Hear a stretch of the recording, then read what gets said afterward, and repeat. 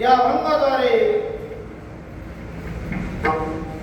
भगवान परमात्म्याचे जे भक्त आहेत, वैष्णव जे आहेत, त्यांचं लक्षण या ठिकाणी सांगतात. आता साधू संतांचे, भगवान परमात्म्याच्या भक्ताचे लक्षण सांगण्याचं कारण काय? तर त्याचं कारण असं आहे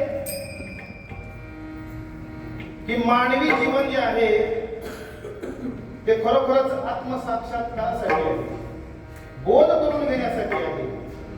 मानवाने विचार केला पाहिजे, आपण जन्माला का आलेलो आहोत, जन्माला आल्यानंतर मनुष्याने नेमकं काय केलं पाहिजे, आपल्या जीवनातली कर्तव्यता काय आहे, जीवनाचं परियोजन काय आहे नेमकं, हे त्या ठिकाणी जीवाला कळलं पाहिजे. आणि सर्व गोष्टीचा जर सारासार विचार केला तर आत्मसाक्षात्काराशिवाय दुसरं काही नाही. जीव आणि शिव, जीव आणि शिवाची ऐक्यता हेच जीवनाचं परमोच्च असणारं ध्येय आहे. हे जगद्गुरु तुकाराम महाराजांनी जाणलेलं आहे. आणि म्हणून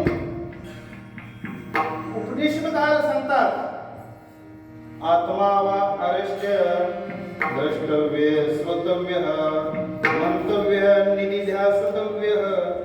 म्हणजे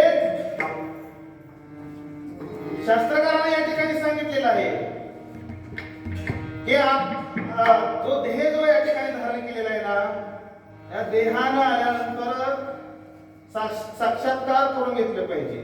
जगद्गुरु तुकाराम महाराजांच्या जर भाषेत सांगायचं झालं, विठ्ठल